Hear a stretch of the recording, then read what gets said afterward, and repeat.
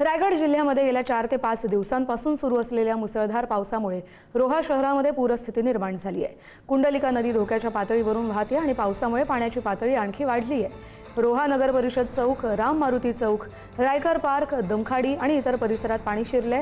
मुख्य बाजारपेठ 3 ते 4 फूट पाण्याखाली गेली आहे, त्यामुळे व्यापाऱ्यांचं मोठं नुकसान झालंय। पावसाने झोडून काढलेलं आहे। अशा जर मी रायगडच्या रोहा कुंडलिका मुख्य प्रवाहाच्या ठिकाणी उभा आहे। आपण पाहिलं त्या ठिकाणी अशा पद्धतीने पाणी शिरलेलं आहे। काल रात्री 12 वाजल्यानंतर जी भरती पाण्यानंतर हा संपूर्ण रोहा मार्केट जो बाजारपेठ आहे, मग रायकर असो, दमखडी असो, भुवनेश्वर गाव असो, वरसा गाव असो, रोड गाव असो, त्याचबरोबर ही मुख्य बाजारपेठ आहे। या ठिकाणी जवळपास 3 ते 3.5 फूट पाणी हे रात्री 12 वाजल्यापासून मार्केटमध्ये असल्यामुळे हा ठिकाणी संपूर्ण जे व्यापारी आहेत त्यांचा प्रचंड नुकसान झालेलं आपण पाहिलं।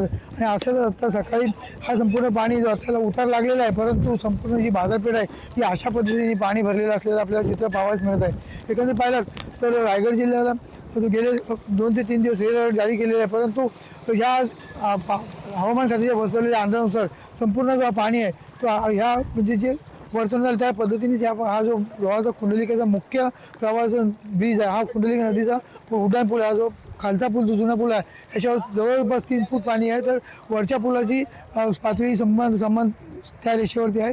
परंतु आज रायगड जिल्हाधिकारी किसन जावळे यांनी आज रायगड जिल्ह्याला शाळा सुरू दिली। त्याचबरोबर ते संपूर्ण हा रोहा बाजारपेठ आहे या ठिकाणी पाणी असल्यामुळं संपूर्ण नागरिक जे अशा पद्धतीने या ठिकाणी व्यापारी आहेत, नागरिक आहेत, हे उभे असले आपले पाहावयास मिळत आहे। एकंदरीत अशाच पद्धतीने जर आता पावसाची कमतरता कमी आहे, परंतु जर पाऊस अशाच पद्धतीने वाढला तर पुन्हा या ठिकाणी पाणी भरण्याची दाट शक्यता वर्तवण्यात येते। त्यामुळे नागरिकांनी सतर्क राहून शासनाने दिलेल्या पालनाचा व अटींचं पालन करावा अशी शासनाकडून वर्तवण्यात आलेली आहे। पुढे न्यूज सागर जैन, रायगड।